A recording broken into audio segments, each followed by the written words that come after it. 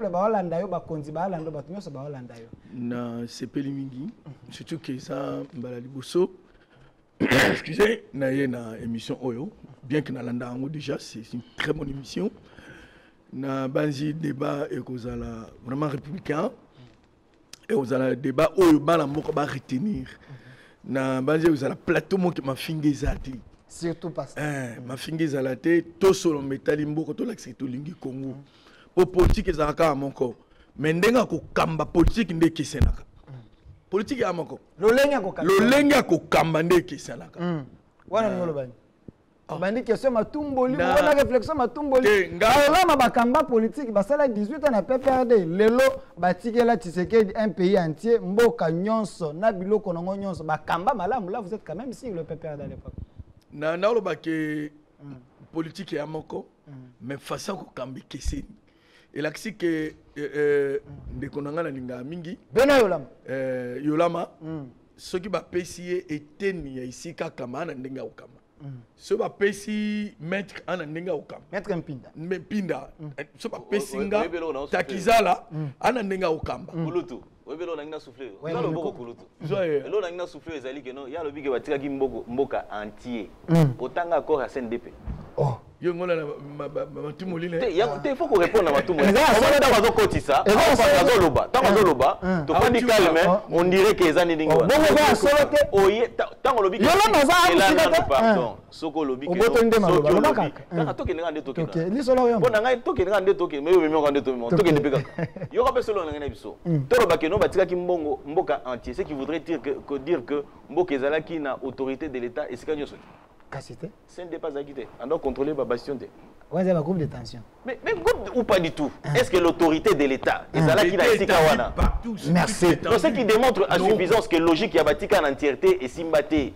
Parce que le M23 existait encore. Bah d'ici moi Ndambu na Rwanda. Donc bah quoi ça veut dire? Na Katsakop. CNDP zani. Et dans accord ouais CNDP zani. Merci. Na ko bayaka kozonga M23 lelo avec la marine. Merci. Il y a partition, il y a mboka. Les lots, les sous-sous, on arrête les généraux. Les lots, les généraux. Dans la police, dans l'armée. Mais qui nous ont laissé ces gens infiltrés? Qui du reste de Rwandais? Aujourd'hui. Infiltrés? Oui. Tout brassage, il y a Salamaki. Bandilete, Bassan, il y a force. Il était prévu dans l'identification il y a Tunyon sur Ebongi Koko Tsanakata Mboka. Pourquoi ils sont allés outre les militaires? Pourquoi ils sont allés outre? Les lots, est-ce que vous pouvez comprendre? Lorsque le Congo, les Congolais vont Koufa. OK? Baninga na bango bayaka na bango na AFDEL. Baninga na bango bayaka na bango na AFDEL. Non, les alliés. Tika ko papa. Bayaka ba alliés te AFDEL yaka na nani? AFDEL yena Ubewa, yena Moïse Nyarugabo, yena Deogracia Barubuiza un consort. Na Kabila. Na Kabila Kabange. OK. Na kozongela yo. Na maloba ya moto. Na zongisa ino professeur maloba. Zela na kopé. Na Joseph Kabila a comme Kabange après. Merci papa, merci. Mais kolo tuna bossa na nginde précision moko ndeko pas. S'il vous plaît, ndeko apo ipana. Atikele kombo kufina. Waza ni solo, peuple la Hollande. S'il vous plaît, ndeko apo ipana. Ndeko mo tuna ngabi. Ayoka ki bienté. Okoma Tshisekedi ya solo? Ben oui, naza Tshisekedi bandaka. Ozalaka bandaka la to komika na bandaka la na lobala on a yelo photo on dit mati. Surtout depuis père. Tshisekedi wa mulumba. Batu mingi oyo bakeke ba utaki wana. Ngana na parti te ti lelo. OK. Sikolo kwa mwana mboka zibo konzi et sengwana na bino na soutenir tina suka. D'abord idepesien depuis l'enfance toute la famille batomatete ba ola nanga baby. Tous ba risque Mobutu. Omoni zela l'action comme omoni muntu mo l'action na TV5 période ya le 7 février la marche catholique. Je n'ai pas beaucoup derrière au kimana moi simna mukongo. OK. Pour Fatia Ibinga, Peter Kazaga Ibinga, nana. Période mo na tikaki. OK. Tikaki parce que Kabila père era yaki. En tout cas, aspect et non le bala télé. OK. Malheureusement, il faut faire ma promesse à Salaki. Elle Tshisekedi a zibo konzi. Merci. Bien que dans la carte de PST, mais je défends ce pouvoir jusqu'à la moindre opinion. Et ça a précision, ça solo, ça a précision. Makila politique. Yango peuple plein peuple senga loko. Est-ce que Chadar n'est pas à Raï de PST? Kasité n'est pas comme Apunate. Ah, bon de singa loko la peuple. S'il vous plaît, caméra. Namono comme idéologie à UDPST. C'est là Chadari, Azaki président UDPST na Maniema, na Kindu. Fédéral ne permettait qui a dirigé qui a dirigé Maniema, Kindu. Donc Kamere, Batebele au train UDPST quoi. Pour dire que Makila on est sali. Et ganga na kati na poko ma porte-parole na campagne. Makila UDPST, Chadari UDPST. Aponinga penda comme porte-parole. Mayele mutu. Merci, mwana mboka po ipanda. Alors ndeko beno yo la Maria ba noma yo te. Biso ko to kanisa ke to loka ba noma yo te seka Kabila ndo za boy. Ba ko débaucher mais otinga mikaka. Kabila ngo pa ki pa su pepler da ngo te ndenge bato ba lobi. Moyo ki ba ndeko ba lobi kuna bino ndebo ali kambo bino ndebo yana makambo na mboka oyo kolukela Tshisekedi ba problème botikele pe mama na mutu yana ba problème bino PPRD bwana peuple te ko saka mtakoi na velo na equipe d'abord ba makambo bande ko bazali koloba na ndimite ke ba consumer bango na koréagir mais je souhaite que ba assumer yango pour lobiera ba ko comme ba tribunaux ba lo batte que non c'est pas mes gars de naïba quitter pour assumer nazo banda moko na bandi d'abord na o etali rapport entre du DPS na Kagame na ba force ba bengi M23. OK. Corrélation moko ya monene, to relation ezali propre entre trois structures ils ont déjà démontré les Nations Unies. Rapport ya Suka na kozwa ba rapport ya Kalate. Ils allaient démontrer que ndeko Ngoma ou azali porte-parole ya Barwande wana. Za membre ya UDPS. Na photo na Willy Ngoma photo na sima ya ndeko Chilombo Tshisekedi ezali. Aussi oyoka déclaration na groupe wana o tomboka ka wana na donc na. Ouais ben invita nga na zalaka na ya ebisanga lo na silika na be. Ndeko Mbata o babengi professeur azali moko batinda na Rwanda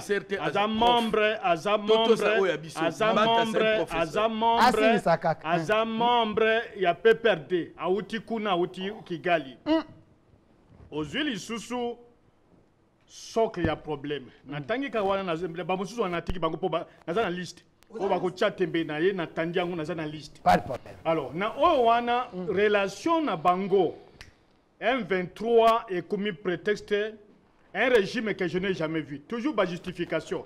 C'est puisque on a fait, Kabila a fait. Donc, ce qui va tanguer Kabila, bilan mon côté, bah côté qu'on justifie dans la ville à Bangoté. Oh, na San City d'Afrique du Sud. Fait Papa Tshisekedi avant dans l'hôtel. Tous les Rwandais qui étaient dans l'autre hôtel, bah kende panaye. Ce qui va habiter, j'ai les documents, il y a dialogue intercongolais. Il y a encore des vidéos. Et après le dialogue intercongolais, il est arrivé, il est passé au Rwanda. Et à l'écart qui s'engagné, à quelque passé en revue, les troupes rwandaises après que Rwanda na Uganda babundi bitu banakata Kisangani. Et les jeunes gens ya Kisangani batambola contre ye. Ba Rwandais bazwa masasi, ba beta ba Congolais, plus de 600 jeunes. Batia bango na rivière la Chopo. Tango azaka nenda, peut-être bango ba habiter. L'une de ces femmes est une Rwandaise. École nationale d'immigration. L'une de ces femmes, il a fait Papa Tshisekedi, une Rwandaise. Respectons cette... arrêtez-moi, laissez-moi le temps de parler. Non. Nous sommes dans un débat républicain, s'il vous plaît. Régime à Moïbi Arame. Régime à Moïbi Arame. Nama Igolde. Régime au Ezaline, l'autre Moussousso, c'est un peuple de... accusation. Mandat présidentiel. Ils ont beau 5 ans. 5 ans, si le mandat est donc ça, il déjà 4 ans en Dambo. Et quelques mois, Bango Gamosana Bango, Kabila a fait. C'est Kabila. Non, que Bila na Bango, c'est Kabila. C'est un régime c'est ce qu'ils vont dire. Alors, maintenant qu'on le Bakembo, tel outil de PC, tel outil de PC. Bon, si c'était était là, c'est là, moi, depuis que j'étais dans l'histoire alliée, je n'ai jamais été dans l'IDPS. Mais Chadar, comment ça produit? Jamais été. Il a dit, mais il a fait son choix, son engagement. Ah oui. Moi, je n'ai jamais été dans l'UDPS. Puisque j'ai soupçonné par responsable de l'UDPS, les 13 parlementaires, comme étant parmi les tueurs. Il y a les crapauds, le Patrice Emery Lumumba. Les crapauds qu'on a nommés dans une correspondance. Tués, ce sont eux qui ont participé. Et c'est comme ça que j'avais décidé. Quand je me suis engagé, depuis le séminaire, dans la vie politique, je dis jamais de ma vie, je ne pourrais collaborer avec ces gens-là. Mais maintenant, on est allé un 23. Babi Kabila, Naza très. Kabila, les fils, Naza très. Dans un peu, c'est pas ils ont besoin des explications parce qu'ils ne connaissent pas ça. RND Kochilombo, qui est la légitimité internationale. N'a pas Kagame. Va négocier avec Kagame, Kagame a péché, va souscrire des accords signés. Accord à Yambo, va accompagner Tambolaka, va policier rwandais basé dans Goma, va militaire rwandais basé dans Goma. Et ça limité, c'était à Goma, même la population est Tambola. Après ça, après c'est le parc de Virunga. Parc de Virunga, on a pour que Arsenal, na PSG, baba ko sala tourisme, na kacha parc de Virunga.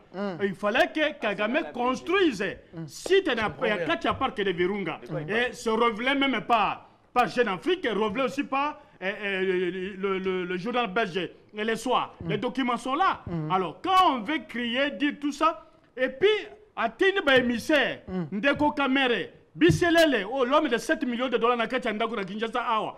Batini Bango na Kigali Bakeko négocier.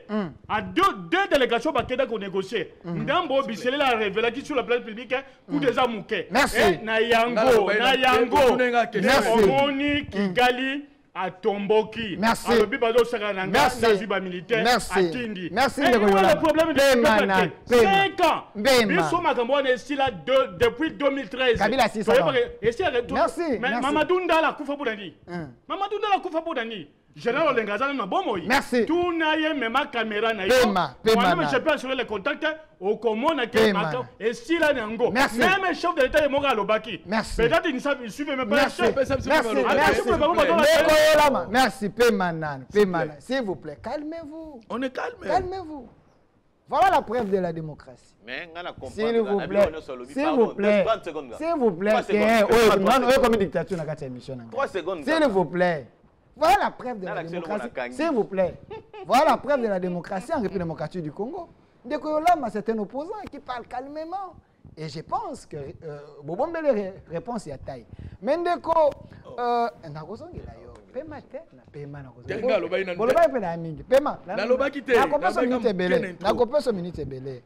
Ndeko Mathieu Takizala. Yo allez déjà spécial autogarage, diaspora, motolingi développement en Congo. Comment la classe politique ya mboka oyo basa ko bwakela na bambela yondo salaki. Pensez-vous que cette manière de faire ça fait déjà plus de 20 ans, plus de 30 ans et apporter l'autre côté, il faut continuer dans ces jeux ou soit il faut qu'il y a na lolenge muso ko moela makambo. D'abord la question merci mingi moni politique étant bolagano babengaka colonne vertébrale nango ezalaka idéologie. OK. Ce que les acteurs actuels dans la classe politique, ils sont basés sur l'idéologie à gauche. Ils sont gauchistes. Ils sont Yolama, et mon landé on a basé à gauche. Oh. Oui. Ils sont droite à zati. Social démocratie. Social. Est-ce que vous tout en avez? Parce qu'on est basé à gauche. Maintenant, politique peut tout kendaka moi moké. Au bout un homme politique doit s'assumer. Mon politique et ça la bien sopé bozo s'assumer. Comme une étandoïque, pour lui que tout connaît tout est na mire. Maintenant tout changer trajectoire pour tout connaît bozo. Baza ba ennemité, baza ba adversaire. Je crois que tout même pépé moi moké statistique n'espace public. OK. Parce que mon koloba kaka et tongaka na ngote. Maloba muti ça koloba naï. Mais lo que contribuer à un espace public à chiffrage. Le pragmatisme. Oui, chiffre. Donc lelo to oui to bengani batu na kalina we ba kalina gombe na benga ngo ti lelo ka kalina. Pourquoi? Parce que gombe biso bana to komi wana j'ai l'impression que zo nga vers fleuve na éviter so to ko bimati côté ya nini yo Kinchuka. Donc le problème est que les politiciens ne faut pas comprendre que nous sommes en plein 21e siècle. Dans le 21e siècle, le pragmatisme, il y a des politiciens, nombre d'enseignes congolaises où ils ont dominé le territoire, na au pays qui est les banda. Mais dans l'ère toujours le bas, si vous avez des enseignes congolaises, ils sont dans la privée, ils sont dans la public, tu as un problème. Oui, tu as un problème. Malgré les deux régimes. Malgré Bandekounde, ils ont changé chaise musicale. Albert Azui, Pierre Azui. Donc, bango siko faut bazana moi humidité comme kitsa. Moni tant to bana miki awa. Tuzo kindi na sango soko sali moni o moi place mo ba otira biswano. No sango ngapte bege masango abatu. Kotubela. O bandela na moi jango bien. Mais siko bandeko na ebité qu'est-ce que bazo bundela? Au bon chômage tout ça na mboko. Et ça la kasiko to commission politique net laboratoire mutu fazo musala. Au problème liboso ezala ndeko yolama, ezala ndeko nanga maître Pinda. Faut pas ça que biso ba entrepreneur to créer ka misala. Tant tu créer misala, ba congolais ba se retrouver. Politique ezalité pour mutu azwa premier job na yi. Mais siko boni to commission politique na mboko na biso sika ba to azwa premier job. Alors si vous avez un mususu na ba de touche, vous avez que moyen boyo kana penda ezate. Problème toza nango lelo donc ezali yango wana na mboka. Omona ke comme mutu na mutu, akoluka na position na ye. Ndenge nini ako occuper moi job. Yango zo mona kata muninga sali moi bien. Maondi aucun politique aussi, même boza ba diverseur. So muninga sali moi siko moni ke za moi pe na tenor ya bien. Il faut pas non en tout cas là de ce côté là. Na moni asali bien. Mais na moniteur bon ndimisa na makasi ndenge nini. Na lobi nazolo bango d'une façon générale. Ezali kamuka ka ndeko yola mate. Ana manette. Ezala même batu bandeko moni ba sujet majeur net siko likamba papa yakia. Ezali wa benga ngo ba question nationale. Na ba question nationale ezaka no ba bloc idéologique té. Et ba question nationale va problème ya sécurité. Problème ya sécurité tala ka ba bord idéologique té. Tala nanga mutu a défendre la capitale. Moi puis moi ngambo à droite. Malheureusement ba défenseur à droite. Na libéralisme na Congo ba la raté. On comprend donc. Problème égalité, ils ont un slogan té. Futo mona bango pe ba. Merci de kotagizala na kozongela yo. Ndeko Jonathan oyoki de beza koleka ba kulutu ba lobi yo banti boni. Pensez-vous que le régime Tshisekedi baza ko sala mwa malonga to ifonde Kabila azonga ponga na moni photo pe na moni video bato ba ko yemba babi Kabila azonga to tondi yo te to ana posa na yo to komi na paisi. Merci beaucoup, Ndeko Delphin. Avant de répondre à la question, j'aimerais beaucoup plus na mekampe kozongela oyo ene nangai Ndeko Yola Malobi na moni a excellé beaucoup plus na émotion par rapport à la rationalité. Alors, na linga kempe, il y a quelque chose qui ça la moi baise kalatea. On a demandé aux morts d'intercéder pour Nabiso. On a demandé aux morts bon texte de mboka za kokende bien te maman Olive Lembe kuna azako le labokilo habite papa zonga ngana tangi na ngai kombo ba wei mboka kuna ngana tangi kombo mutu te mais na yebi en tant que chrétien ba yebsaki biso to texte da pona ba morte to sambela rande tata nzambe Jésus Christ a intercédé pour na biso. Alors je pense que ça même idée pe ya bien nga pe na adopter yango to ko banda ko intercéder. Alors nenga ki na profiter na plateau na yo na senga na tata nzambe alobi la biso pa ya tata parce que depuis bandeko oyo baya depuis muza kenda bandeko ne bali kozonga te depuis muza kenda le Thérèse Kapanga la pa kenda depuis muze aya akenda Rossi Mukendi pe akenda nzamba Jésus Christ alobi la biso pa ya tata depuis muze akenda ancien président na ba ministre na ba député bali koloba sous salaire na bangote. Imaginez ba maman ebi salaire à papa te. Koloba boete. Olive Lemba aluka mbongo na tongela ba hôpital. Ngana tangi kombo ya. Ngana tangi kombo mutu te. 680 000. Ngana tangi naza ko intexé. Mbongo papa yako makinga kati. Naza ko intexé de kaka. Depuis Muza Kenda pour la première fois tomoni mutu a défier Bible. Bibili eloba les morts sont morts. Biango wana pe Bibili et le bape lisusu on récoltera ce qu'on a semé. On ngolo bani. To mona mutu aloni masangu suite oyebi eboti université. wangolo bana matata ponyo tengana tangi nanga komba mutu naza ko intercéder mama sengi biso to intercéder yango ngape nazali ko intercéder yango ngape nazali ko sala naza ko intercéder merci nakozongela oh mais oponi otuninga motuna nakozongela yo na mono zaki mwa minutes mingi na mabombo nakozongela yo mwana mboka po ipana mono za ko punjwa kuna po peuple aza na po soloba ndeko yo na malobi ba vérité awa liboso vérité on s'incline. Il faut la vérité, qu'est-ce qui est faux dans ma campagne à lobby? Soit ils ont fait mais tout dans mon tour. Te na répondre na pas. Kana sangisaka te. Te tant ils ont. Ndeko yola ma aza parmi ba co-débatteur ngana trouva intéressant sur le plateau à télévision. Donc azana ba agencement na ye ngana mona ngakina ba bien. OK. Mais eloko moko kana mona pa na ye, il vit les émotions. Na kamonde ko yibi dia mona ngana nango. Il vit les émotions, on a 4 émotions. Donc, Yolama a liberté. Oh. Tu sens qu'on dirait que tu vas lobby, il agit par procuration. Nabana on a armé. Ok. Ndeko Yolama doit comprendre une chose que l'armée congolaise, elle m'a bouta tikan comme on FAC, Force armée congolaise. Aïe bien. Nazo c'est moi Sima, alors il a Isoral. Azalaki maï muti dépresté mais il sera les agis na leader mongo comme Tshisekedi wa Mulumba donc vous avez na sia makola Tshisekedi sur le plan politique Sungaye c'est de l'union sacrée nande ko évoluer il sort et allié leader aki mongo comme Tshisekedi wa Mulumba à moins qu'on puisse me contredire donc c'est qu'il na sia makolo ya Tshisekedi c'est un papa paix à son âme on a l'acceptation de na ko tellement sans kobanga. Même si Azaki m'a dit dépisté, mais Azaki peut courage en a quelque part.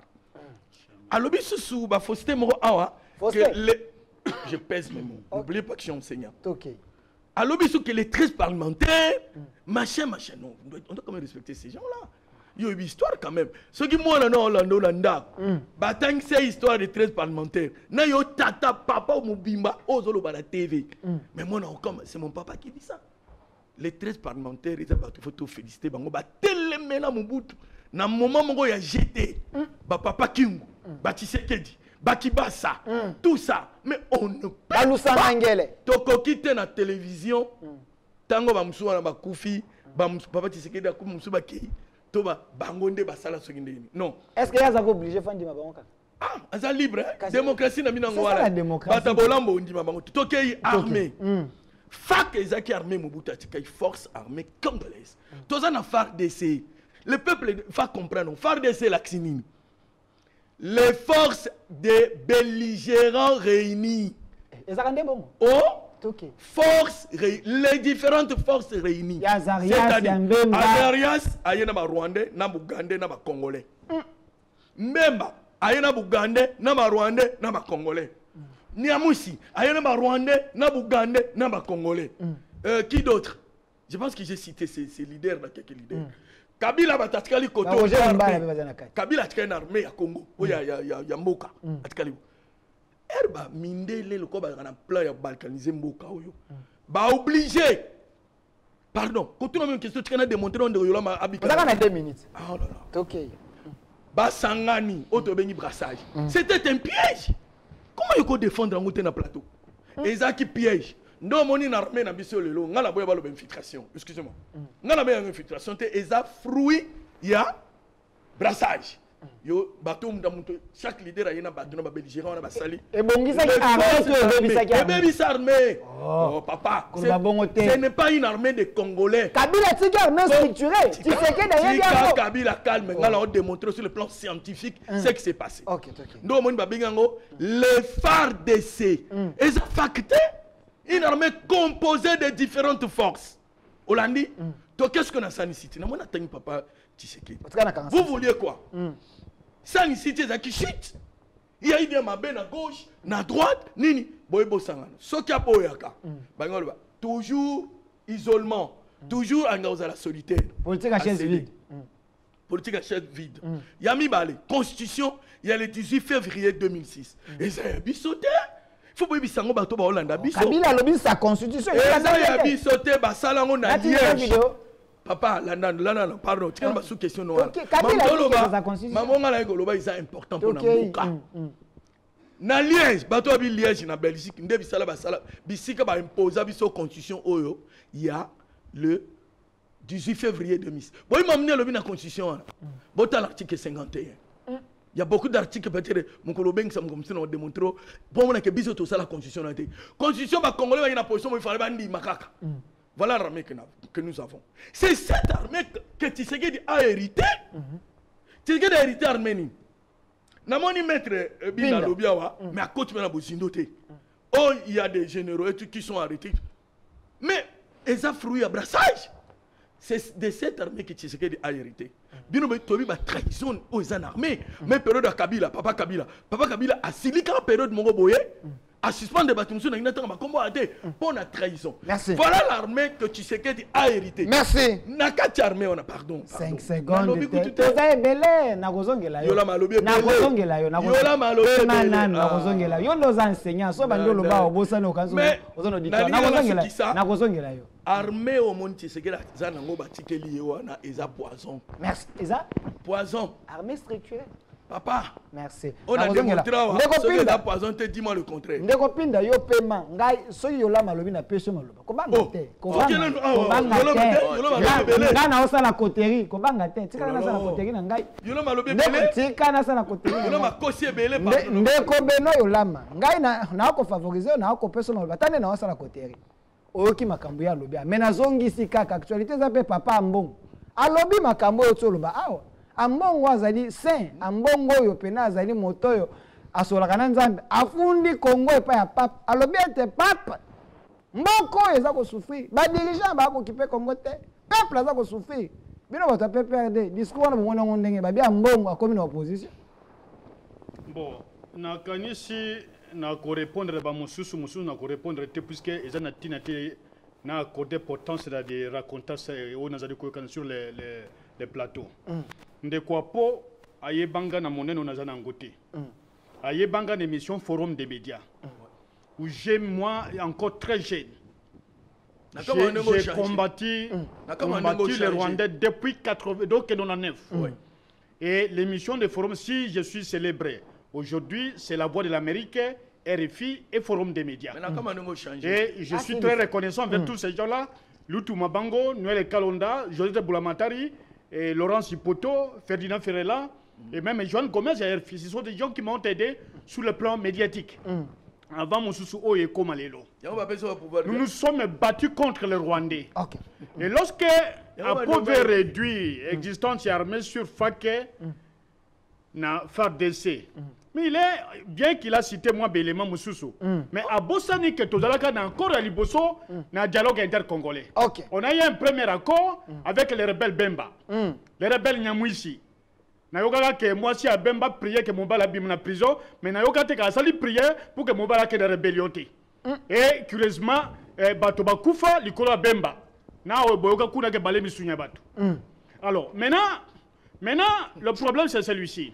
Elle a encore les bosses qui signé, puisqu'il y a encore des actes qui sont écrits, ils ont même internet, bana wana ba ko télécharger parce que baye biango. Ils savent déjà manipuler l'ordinateur.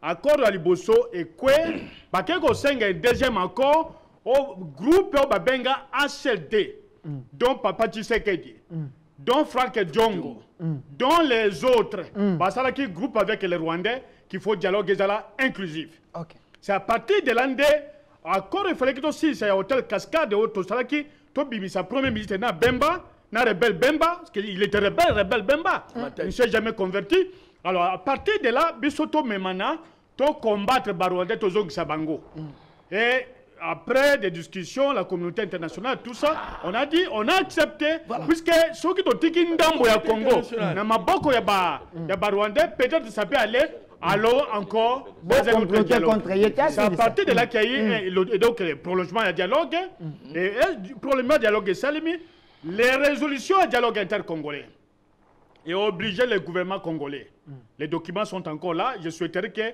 nous venions avec ça peut-être dans une émission plus élaborée pour qu'on démontre parcours il y a RDC sur cette question là et qu'on intègre RCD à Zongi.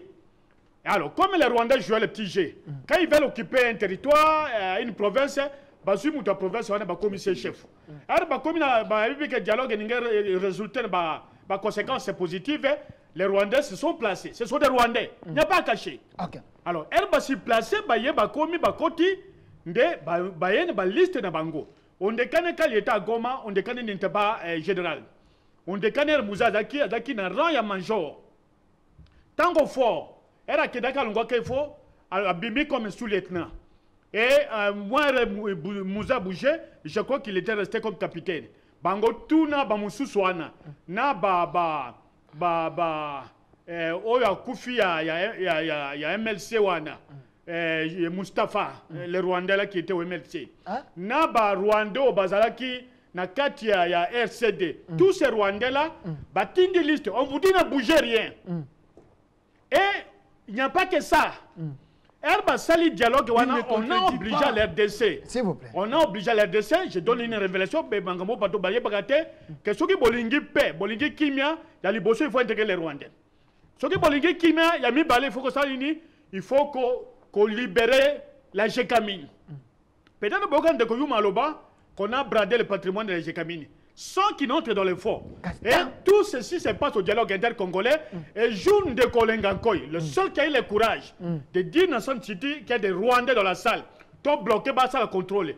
Oh, non, soit que dans le dialogue inter-congolais, à mon avis, comme les Rwandais, on est bakimi na Kenya, bakima te, bakima kuna na salle d'Afrique du Sud, bakadambago. Moi, je Nandeko. Mais papa, nakanisi ya Tshisekedi moko aza kuna na FPI. Yolingo créer entreprise. Na FPI na sungaka. Tshisekedi dans la kacha FPI. Et là, que Kabila. Et Tshisekedi encore là-bas. Un frère de famille. Qui n'est pas une cause, ça demande. Ceux qui ont un pension crédité. À ce moment-là, ils sont s'occuper d'un gros. C'est l'argent de l'État congolais. Moi, je suis 3 millions de dollars. L'homme de notre secrétaire, notre personnel là, comment on l'appelle? L'homme de secrétaire de notre technique et personnel. Qui? Bilomba. Et l'homme qui travaille à l'aéroport de Genève et de Genève, il a fait l'économie mathématique. Les débats portent quoi? C'est celui-là qui a l'argent de l'État congolais. Une école qui vous coûte 100 000 dollars. À Tongi école là, 3 millions de dollars. Merci. Merci. Attends, Sambelakate. Merci. Le papa. Attends, Sambelakate. Je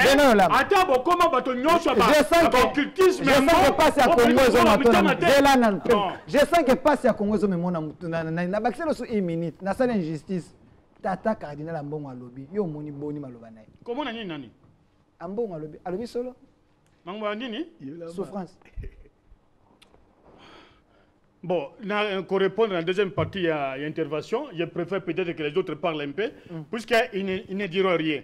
Bato union sucré batika mouyibi. Botika goyiba mbongo ya rami. Bozong sa bosa ata pardon bosa kate pape ayawa. Ata pardon bosengité. Boyibi bato près d'1 milliard de dollars. Yaba congolais. Merci. Alors avec émotion. Merci. Mais je voudrais souligner une histoire. Je voudrais pas que enrichir Maman Olive est l'épouse de l'ancien chef de l'État. Et lorsqu'elle dit que je n'ai pas reçu de l'argent, elle est dit en connaissance des causes. C'est lui qui a prétendu que Foutaka, c'est à lui la responsabilité pénalement, même civilement.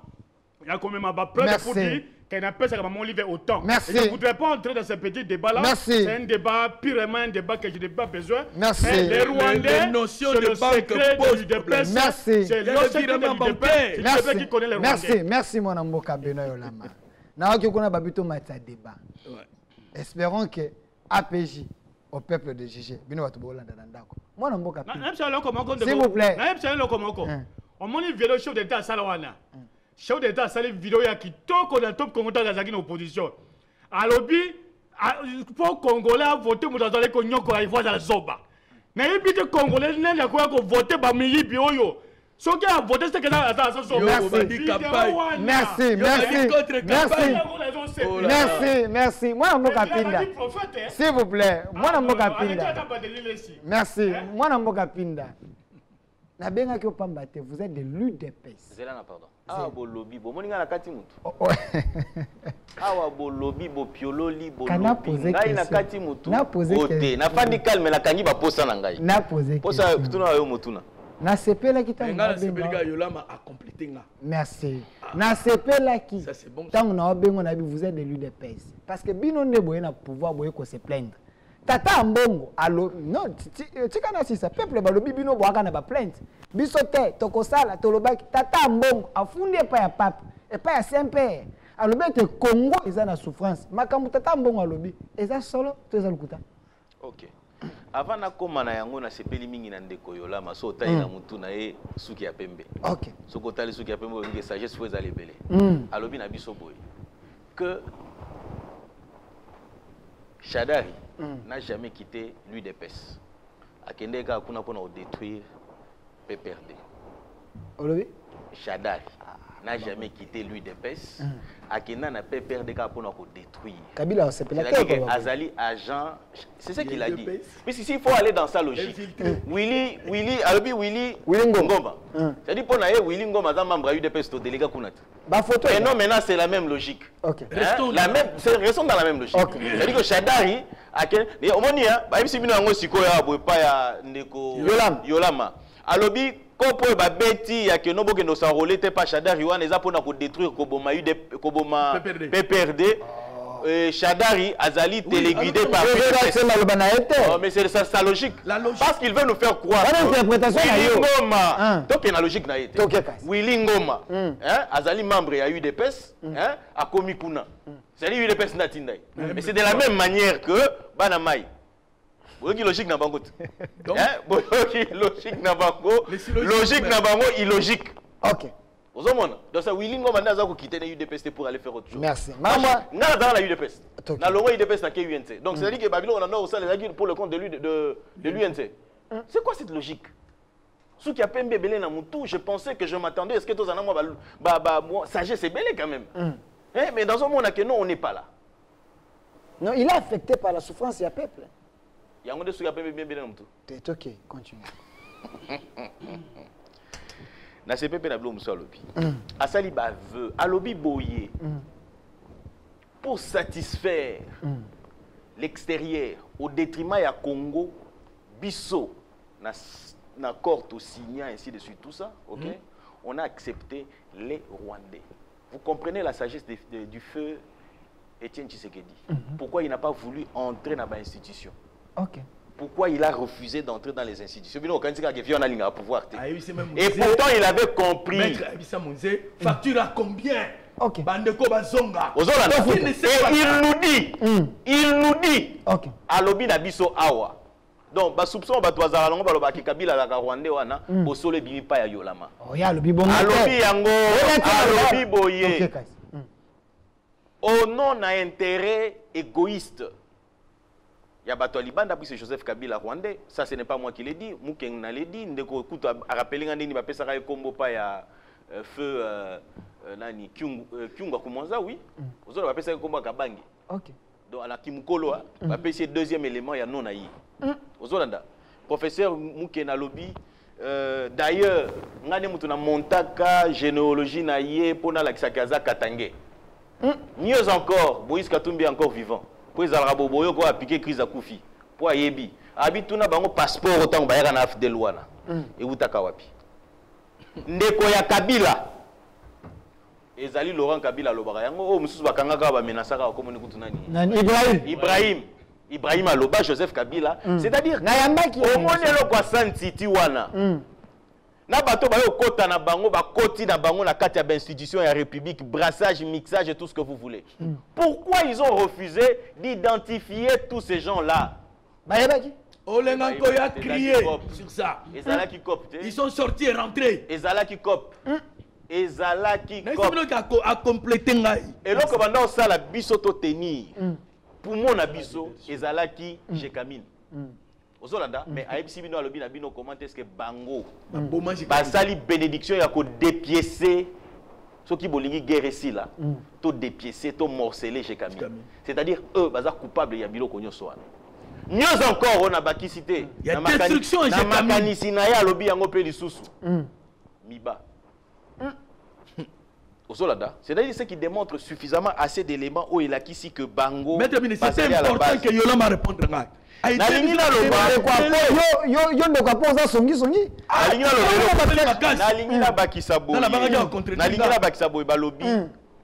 Olive Lembe Kabila. Mon point de vue, Nathalie Namoni. Non, laissez-moi dire ce que je dis. Laissez-moi censurer. Je l'ai dit autrement. Il n'y a rien à retirer. Quand je dis que non, on peut te dire que vous êtes malade. Et que si on a le bien, c'est pour qu'on l'aide. Non, les sensibilités. Non, Omoni, avantage ya biso oyo. Moi, je suis marié à une femme, Ouazali, corps médical, et puis experte en maladie mentale. Ok. Ezali na ba signe où est la kisaka que mutu ya ça ne va pas. Premièrement, lorsque vous regardez Madame Olive, Ezali ma kanisi na zomona na biloko na zomona na ba signe na zomona na kanisi ke kozala ndenge wana. Lorsque vous regardez la dame, vous vous rendez compte que d'abord nzoto esili. Pendant un temps abungi. OK? Na zo pe mutabengi ngalobi na ngai, cette dame doit avoir un problème. Mère a kokako supporter te ningeni na kita pouvoir. C'est ce que vous pensez? C'est ce que je pense. Soyons sérieux.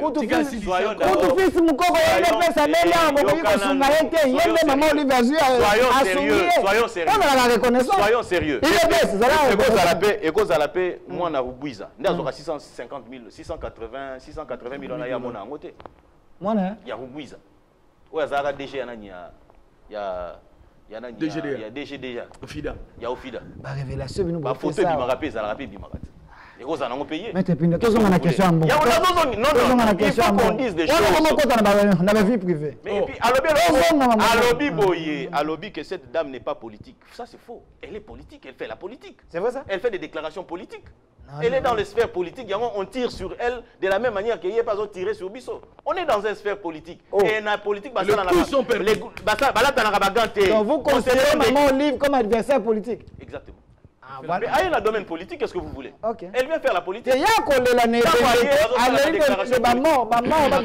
a un lobby qui a une incohérence, il y a un problème. Pourquoi on a un loco là?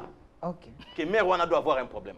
Pourquoi? Mais comment on peut parler aux morts? Si vous parlez aux morts, c'est-à-dire que ceux qui ont oublié l'année Timoutou, par exemple, à comment cela n'a pas mort, c'est qu'il y a un problème. Tout ça va bantou. Tout ça va bantou. Ça va bantou. On dit bisous dans des les morts sont morts. Elle est catholique. Qui dit catholique dit chrétien. Qui dit chrétien dit la Bible. La Bible dit que les morts sont morts. Si vous avez un bon, vous avez mis moto le roi. Il y a un lobby boy. Na mono la ti nazo zongela mbongo.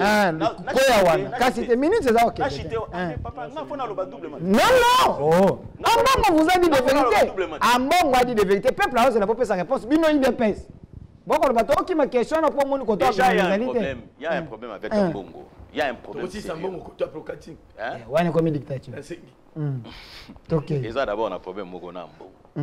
Cardinal Ambo. Oui, Cardinal Ambo. Ah oui. Je voudrais qu'on fasse la part des choses entre l'église, OK? Na ba individu bazo kamba église.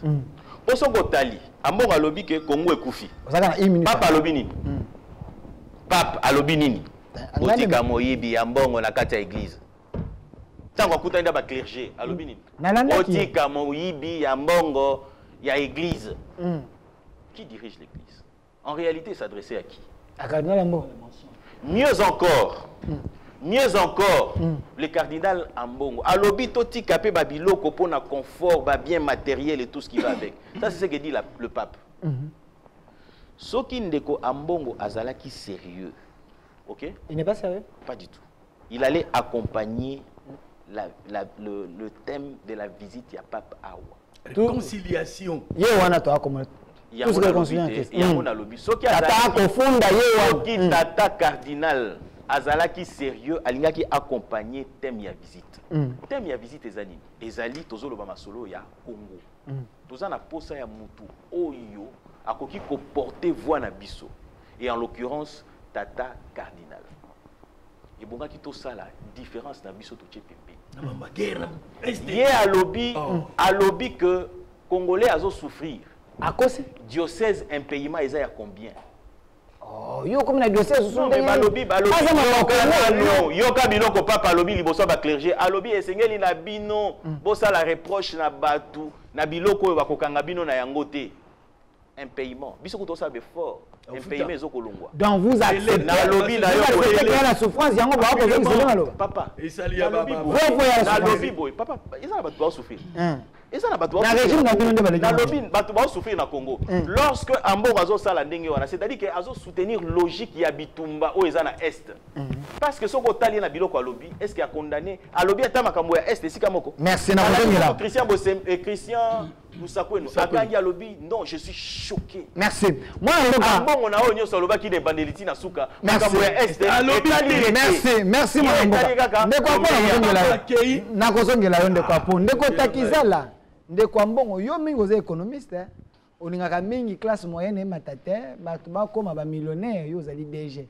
mais tango Ambongo azo peindre décor liboso ya pape makambo alobi souffrance wana yo akotambola te est-ce que souffrance ezali to ezali te défenseur journaliste on journaliste dans la peintre la société OK il faut refléter oyo tozomona na environnement na biso faut luka to créer système moni biso be individu to ke na biso mboka ya la système mboka ezalaka na ba département mboka ezalaka na ba service mboka ezalaka na administration lelo sote na momo to vanda nyonso biso zo somba ya ba congolais et qui na ba compagnie ya ba congolais il y a déjà énormément à gagner vesto yo sombio somi na les gablois congolais pipo au sombi vesto est-ce que baya ko somba pas congolais le monde est devenu un village ils ont devenu un village monde des ali kelemba. Vous comprenez? Tout lié pas à maman pas ça, le peut pas lié pas à maman Marie-Jeanne. Donc ce que le problème est que au moins il discussion na biso fait tourner à mingi pour tout le cas que système congolais s'est créé. Moni tout ça na parcours mon marathon 63 ans. Mais dans marathon 63 ans tout bandi ko ta la PIB na biso le na place nini. Pouvoir d'achat dans la place nini. Combien d'écoles on a bâti? Combien de kilomètres on a bâti? Combien de gens qui travaillent un peu au Mokati du Congo? On a l'air autour de mais c'est normal, mais il y a une politique. Politique et divagation. Politique et chiffrage sectoriel. Okay. Combien de professeurs congolais autant ça dans les bandes? Okay. Combien d'entreprises congolaises sont à côté en bourse? Combien de patrons congolais ont conseillé à ta président Moro Afrique? Parce que ça la main. Moi, les derniers investissements autour de Nigeria, dans le secteur à pétrole, les derniers investissements, où il y a Dangote Zati. Au Dangote, c'est un Nigérien. Mais tout ça, il y a un précédent à papa Nangai. Syndicat peut aller défendre moi, bah même il peut sous na nzela ngoto ko kene sonus. Asalaki bank. Après maman Oliva comme solo anabino. Asalaki bank. Asalaki bank pour l'année. Parce qu'en tant qu'un commerçant, natina ki image na kena ko enrôler la matete. Na mona ki. Omoni awa na mwamba na matete. To aki na kuntu moko mutu aida ki vila ki sasa pona déplacement MB. Na ki na nda kwa vi. Fula. Mobimba et imita via. Il y a un mécanicien de son état. Mais na batelier ni à comprendre que peuple ne faut pas se déplacer. À son motu, azaki presque ceux qui te kusaki na ba politique publique sereine. Mais déjà motu ana comment monter mituka a. Mais le soko ke pas vi MB. Talaka image wana. Talaka mécanicien avec MB. Ba na ngenti ku banda bandi wana ta micro comme la été. Mais en tant qu'entrepreneur, on dit non mais c'est mon aîné. Surtout ça la métier est lelo parce qu'il y a bandaki na komi na atelier mais vieux eloko na tu meta fula moko ya mizia ezate total. Vous comprenez la politique c'est ça. Donc politique on ezali te ko promouvoir entrepreneur. Politique il faut ezala na ba bilembo. Ambongo a raison. Te ko personnaliser ka penda ba personne personnaliser te ngai na ba personne morale. Makambo ya lobby na kati wana nde tango ko soulever il y a des vides. To luka ka ba personne morale. OK. Moni la personne physique to OK na biso. La personne morale ils sont incarnés par les personnes physiques. On comprend mais les personnes physiques non, les personnes morales peuvent partir, on change les personnes physiques. Les personnes morales ont un sens. Donc je crois que le rôle oui, il faut un certain nombre de valeurs na mutu o yazali kokamba ya mo monitor na zoloba na bito zo sala démarcation entre église personne morale na mutu azokamba. Mais maintenant les apports sociétals maître je vous complète aussi ils sont suivis par les institutions morales. Créé par les hommes. Créé par les hommes. Mais maintenant, quand on regarde, nous devons avoir un peu l'humilité de comprendre que nos blocs moraux sont en déficit aujourd'hui dans le territoire. Et cela nécessite les intellectuels que nous sommes de chercher à faire quand même le bloc progressiste en allant vers, d'abord, comprendre que nous avons des déficits territoriaux. Parce que, estimez-vous errez aujourd'hui que lorsqu'un dirigeant congolais se déplace et que lorsqu'on attribue l'argent des Congolais, le marché public, et qu'on est incapable d'aligner les commerçants, le marchand congolais, c'est déjà un vrai problème. Si vous allez au Nigeria aujourd'hui, il y a des constructeurs nigériens, des capitaux nigériens. Vous comprenez? Donc je crois qu'aujourd'hui, les politiques qui sont, ils doivent maintenant avoir à côté d'eux les alliés du secteur privé. Merci. Moi, je viens de faire avec vous 48 mois. Mais ce n'est pas normal. 48 mois, même pas un contrat de vidanger 5 véhicules, même dans les institutions.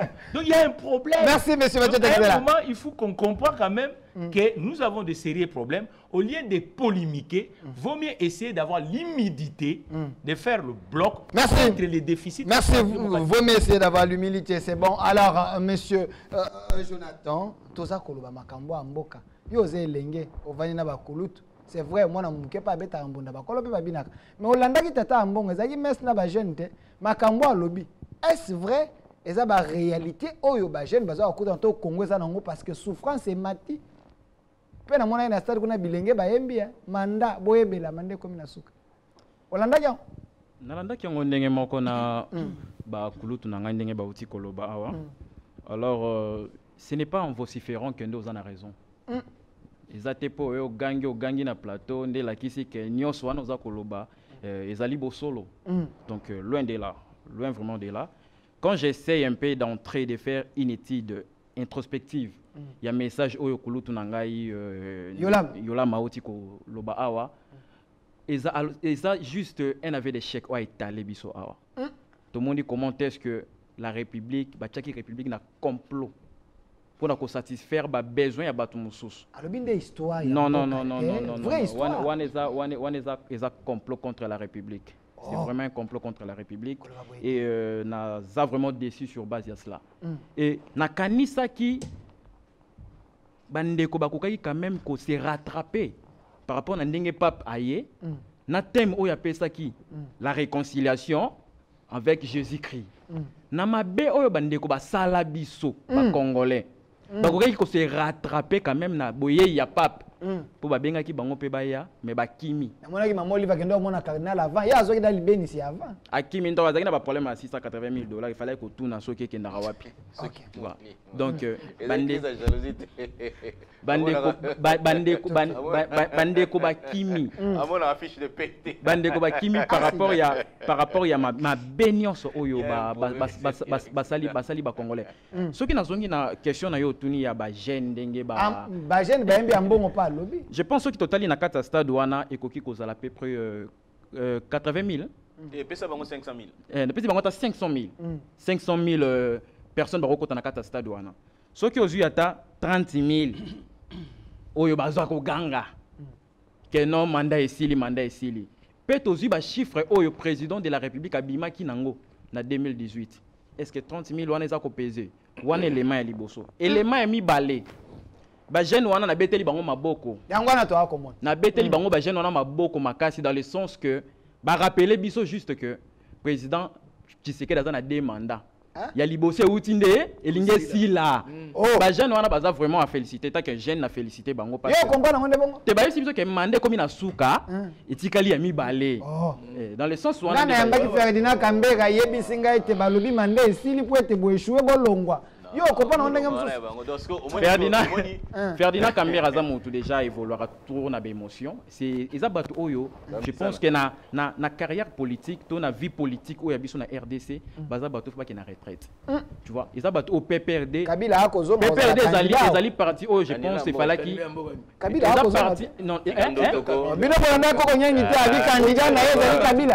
Kabila akozo na opela rentrée politique candidat. Et là on va faire petite na conclusion.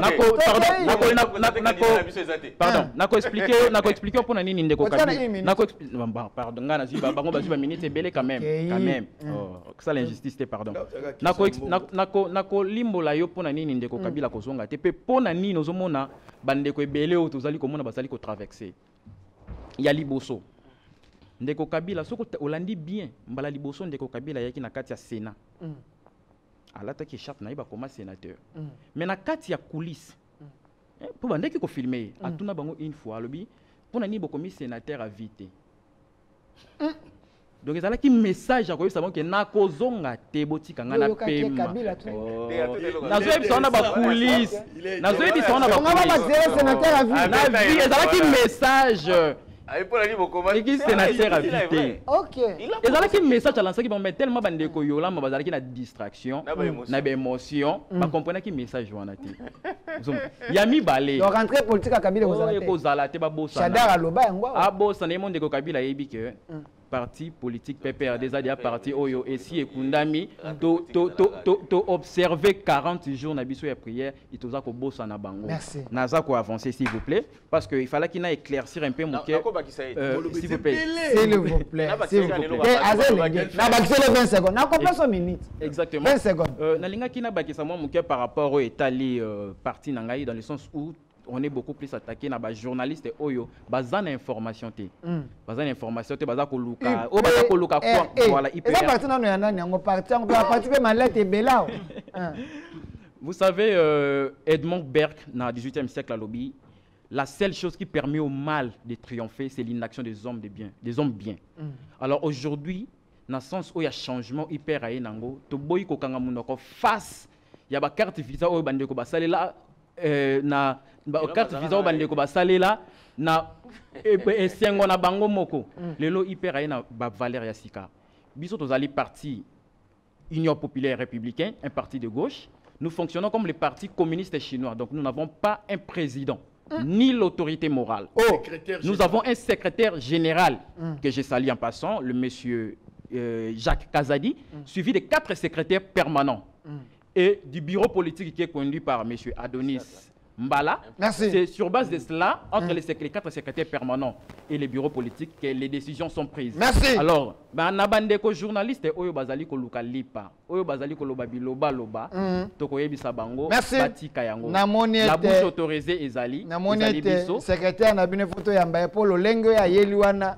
Bande kwa Kabila ba séparate bango balinga mingi autorité morale.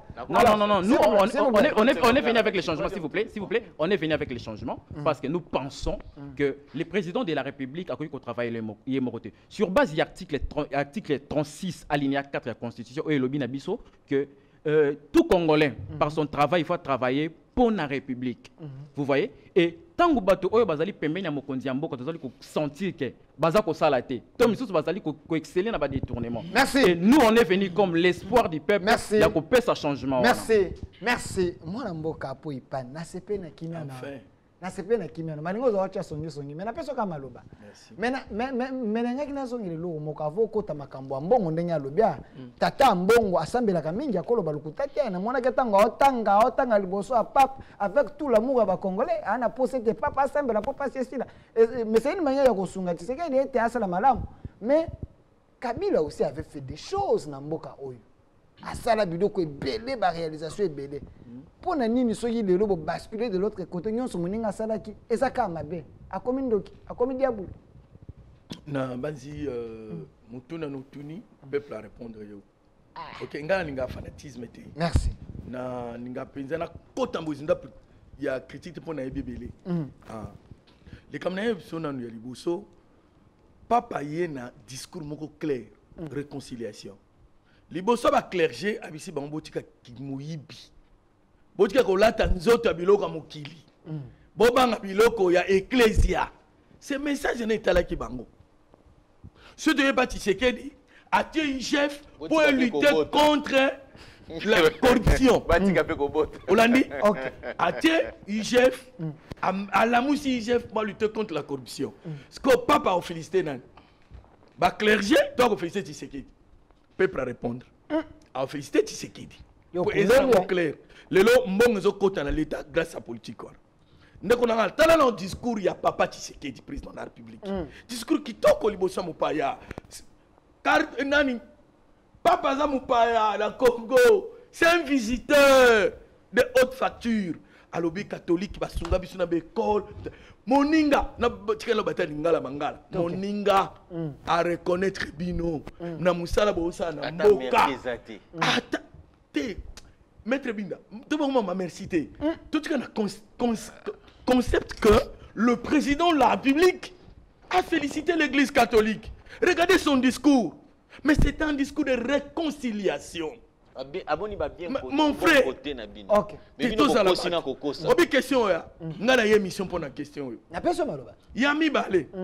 Papa Mbongo soki bolandi ebi cardinal to be papa Mbongo no te yobi li meme na sanango j'étais catholique je suis l'oncle du cardinal Moussengo paix à son âme donc on a respecté Mbongo papa Mbongo cardinal lokola yo lingi d'abord apesi biso mu Congo akota la peuple zokiselanga image de bolandi yango comportement bato ba fundaka oh là là azofunda oh, bon mon temps funda. Namoni.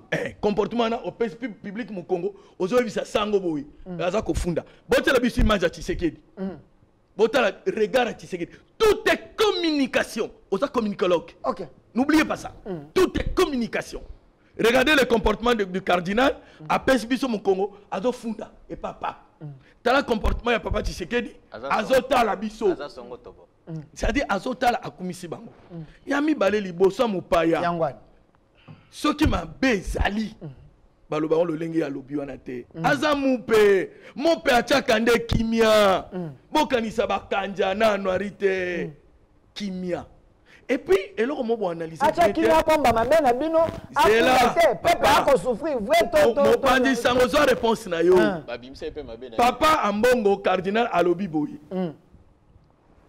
Moupe à monene cardinal peuple oya pesi mukongona baza ko souffrir na kacha peuple namoni président Bahati namoni Mboso namoni ba ministre ce qu'on a en souffrir laissez-moi analyser s'il vous plaît laissez-moi analyser bino botale on est sur le plan sémiologique cette image la parle abi peuple oyo peuple est composé en nini na biso batase na bato likolo biso tozalaki wana na ba ministre na président assemblée na ya sénat bango nyoso bazalaki donc en soi en bon on n'a rien dit angalo baketo to souffrir pona guerre à est yo lokolo ye mupe monene ba multinational bazo yiba biloko moins to zambongo to tonga mboka na biso te ndeko apo soki pardon suka wana na sikanga na silisa na yeba ko suka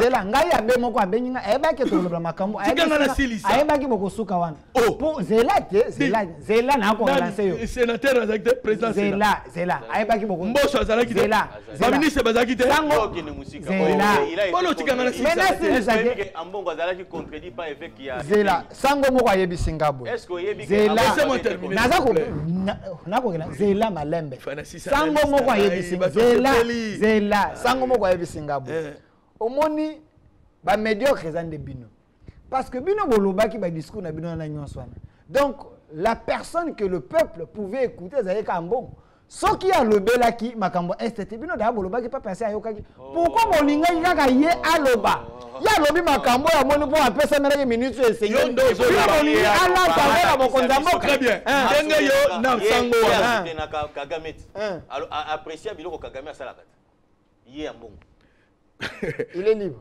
na ina loba ah wana il est libre soki na landi il pouvait pas poser la soki na landi journaliste del fait bongo bimisa mbongo lokolo étranger il y a pays anglais par le Congolais Mungala c'est un Congolais papa Mungala solo et sengeli na ye aloba na sango to il fallait tourner la population na loba nini et ça sengisa ba sango nyoso bi discours ya sala yona discours c'est de Lumumba salaki bakasabu ba yeba kite abimika bou tie memi na kufa chez le ba yeba kite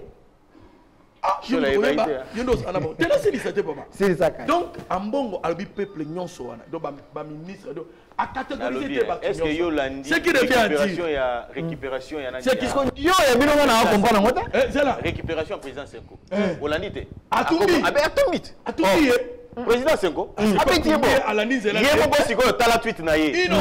non. Tala tweet na ye. Tala tweet na ye. On se rend compte à comment c'est un merci la population d'Engeni na Yamba qui parle ainsi de suite. Ça une récupération. Et puis l'erreur c'est quoi?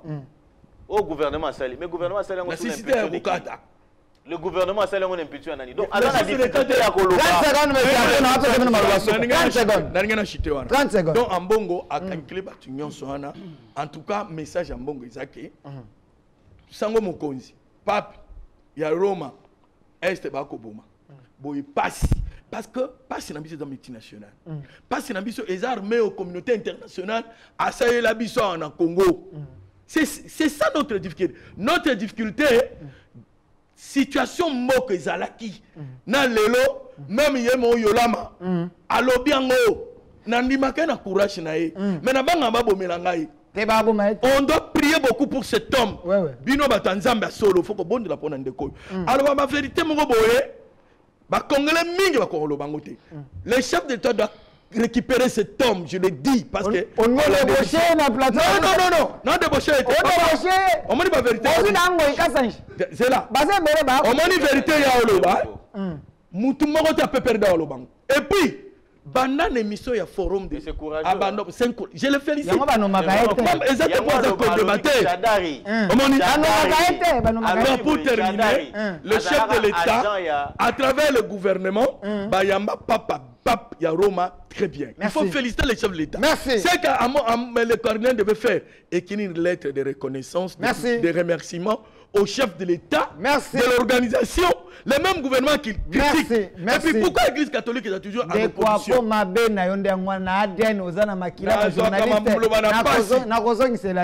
Alors, on a fait signe de souka. À la TikTok rouge rouge. C'est le gouvernement qui a organisé tout ça, même le podium. On devait montrer la réconciliation.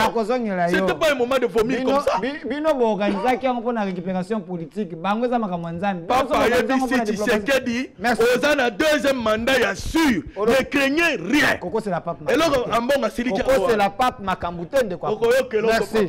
Alors, moi Mboka Benoît Olama. Et puis alors on a la terre. S'il vous plaît. Non, on a la terre. S'il vous plaît, s'il vous plaît. On n'a pas parlé de ça.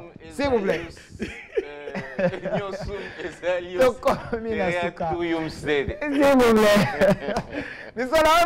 plaît. Comportement au fond je vous donne de Colandri na combien? Ah, de Colandri. Na mono comme Talamuka. Voilà. Je vous donne une minute. S'il vous plaît, comme mot de la fin. S'il vous plaît. Je vous donne une minute. De quoi pour y pan. S'il vous plaît, t'as la caméra comme ça, papa. Moi, Mboka Yolama, je vous donne une minute. C'est pas une kimia na yo.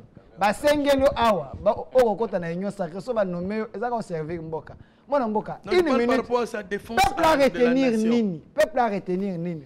Ezali le solorium, tout ça la question. 2 minutes mais je souhaitais qu'on rebondir na mentionner qui na plateau. Ba noma était pour attaquer ba Rwanda. De manière tout à fait brève. OK. Bande ko union sucré batika ko finga cardinal Ambongo.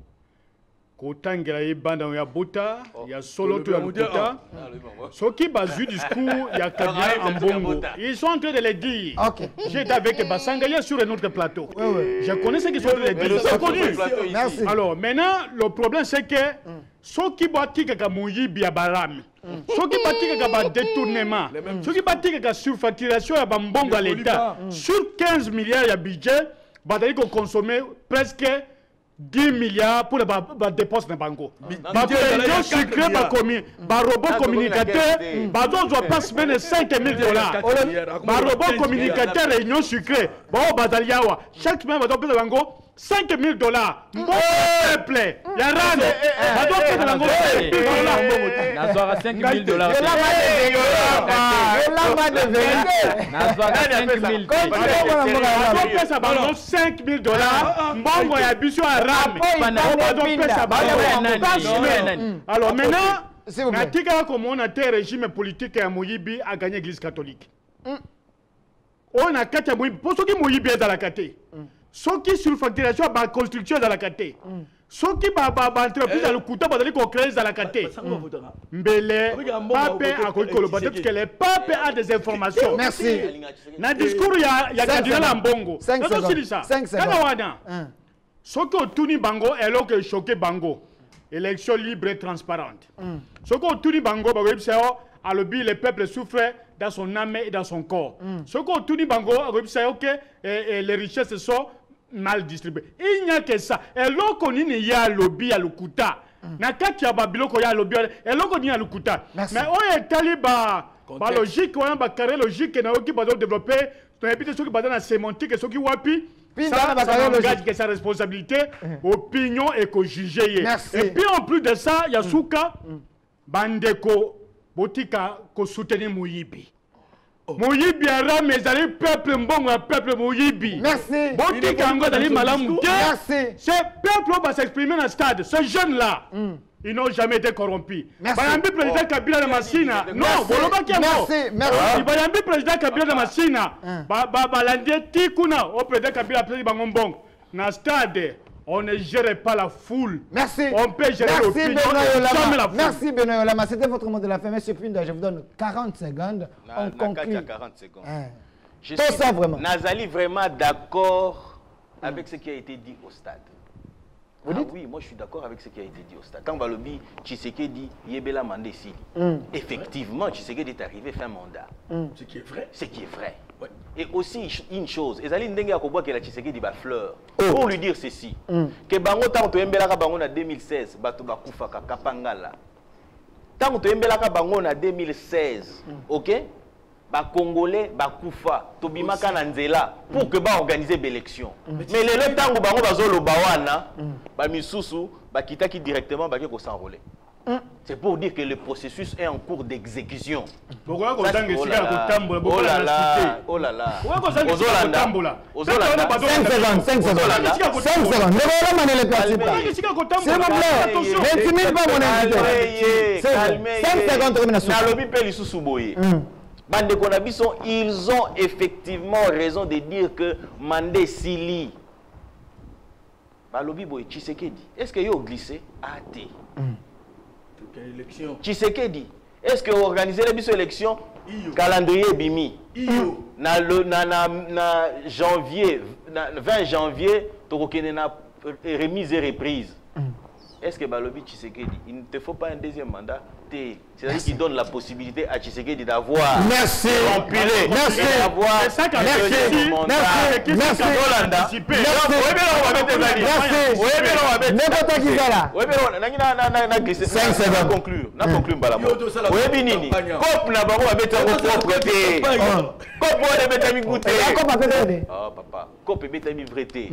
ils ont dit une chose, même le contexte ne correspond pas. Merci, Ndeko Takizala, mot de la fin. Ozana regret mingi, la classe politique, mais ozana regret mingi. 30 secondes. 30 secondes. C'est le rôle de modérateur. Il faut débat à l'équilibré. De sorte que chaque expertise, il y a un mot qui s'exprime. On comprend, toi, la période de campagne, on a presque 5 ans, mais on a évité ceux qui se savent, ceux qui sont dans les médias, il faut rappeler moi bien. À moi, chrono. Bon, ça va acteur, qui la société congolaise, tant à s'exprimer l'expertise. Et c'est un vrai défaut. C'est défaut, on est à Mabé. On a aux Andes Kunanga, parce que le média a un rôle social. A un rôle de promouvoir ce qui peut nous faire avancer. Et aujourd'hui, il y a beaucoup de sujets qui ne sont pas traités dans le canon. Vous voyez, l'élection, pour avoir un sens, il faut être à la sociale. Il faut autopsier la problématique sociétale. Et les problématiques sociétales, elles sont juger dans l'état-major politique. Vous comprenez? Aujourd'hui, vous n'avez pas le secteur privé. Dis-moi, les politiques comment ils vont traiter les problématiques économiques? Ah oui. Comment ils vont traiter les problématiques économiques? Nous avons un problème économique ici. Même la guerre à l'Est, pour le finir, il faut financer la guerre. Donc, pour financer la guerre, donc nous devons avoir les acteurs économiques congolaises forts pour que nous puissions avoir quand même le réserve et le soubassement et le socle productif. Aujourd'hui, tout ce que nous consommons vient d'ailleurs. Mais ce ne sont pas les députés et les ministres qui vont produire. C'est nous les entrepreneurs. Mais je suis dans un plateau, vous voyez comment vous faites.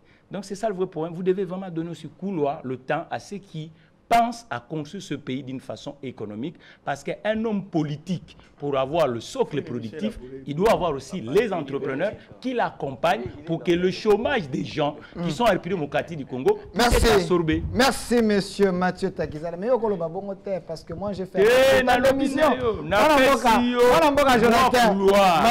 Financement de l'entreprise, il faut être appel d'offres, il faut être équilibré. Merci. Même élection, il y a des biso babilo et à vote. Autant que entrepreneur congolais. Nana teki papier. Donc Jonathan, Jonathan, 30 secondes. Pardon. Tant que ça appel d'offres, ne condamnons pas pour le président de condamner. Est-ce qu'il y a un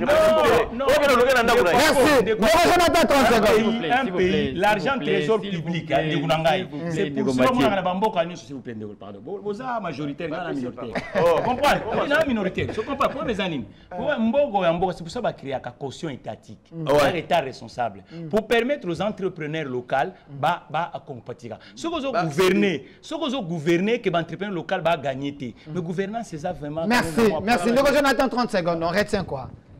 Aujourd'hui, nous retenons que la venue du pape, c'est une personne influente dans le monde. Et j'aimerais vraiment saluer l'organisation, les organisateurs, le gouvernement par rapport vraiment à l'organisation. Un entrepreneur privé qui a eu... Exactement, donc c'est aussi ça, il faut aussi promouvoir l'entrepreneuriat congolais. Exactement. Mais le rôle voilà. C'est ça un problème. S'il vous plaît, je suis dans mon mode. Je parle pas de moi. Je parle que nous devons avoir l'échantillonnage de l'entrepreneuriat local. Parce que le chômage est dégueulasse. S'il vous plaît, tolérance. Merci, Jonathan. Tolérance. Et puis, dans sa double casquette, où il y a Mokondia, Église catholique, et puis les chefs de l'État, parce que nous le savons, le Vatican, ils allaient Mboka, il y a Italie. Et puis, par rapport, il y a engouement médiatique qui est à la braquer vers la RDC, et le président de la République a compris. Il y a placé mot contre la République démocratique aux Zali Komona na bandeko na biso européen ou bazali ko sala la minéré na biso bazali ko sala kemboka na biso zala toujours na kati ya difficulté, et le président de la République toujours na vision wana toujours na politique wana préventive a monaki que tellement ba caméra nyo ko zala braquer na kati ya mboka, il faudrait ko lobela pour que voix wana et mata batu bayoka yango. Merci.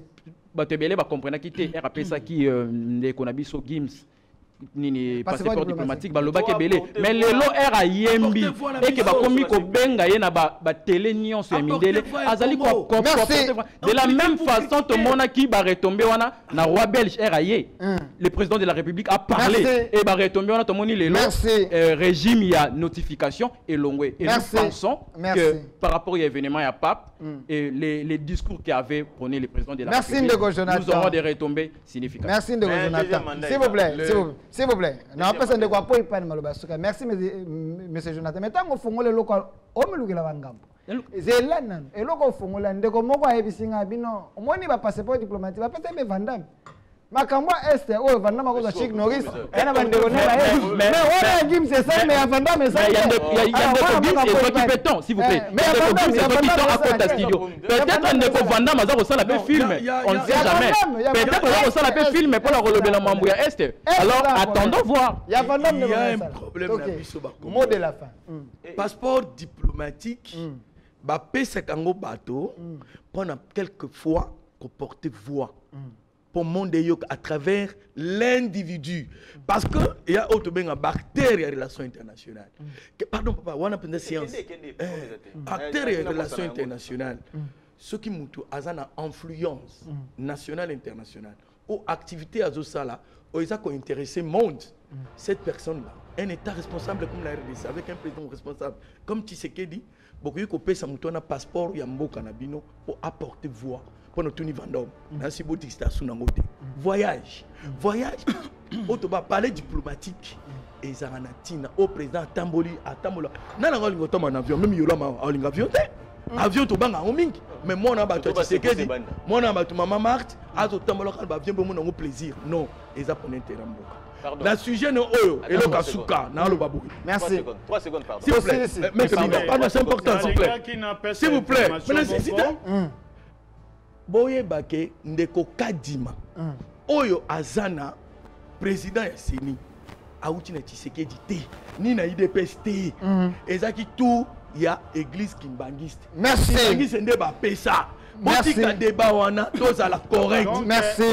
D'abord, Nalinga qui n'a remercié pas. Merci de votre débatteur. Prédication, où il y a bengi ba chaîne ba kota na sorcellerie pe occultisme te.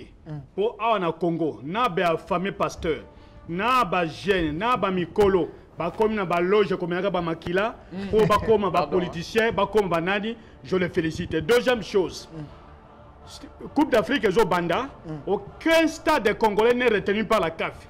Or, stade par exemple, stade de Maki, manque de Maki, plus de 50 millions de dollars. Retenir en côté, stade qui basse à 10 millions de dollars. Et retenir en côté, Bakolo, Moyibi, Bayibi, Lissou. CAF est aux athées. Donc, il répète un match à Brazzaville. À ce moment-là, Kadila Mbonga Lobiango. Oh, bokomi kofinga mbongo. Tokomi na souka miso.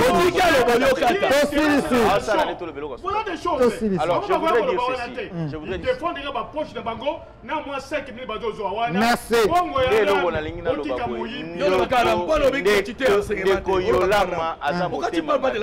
Merci. Azabote mama. Hier ayebi esika 5 000 ebimaka. Pona nini nazo ebisa biso te. Merci. Émission lelo.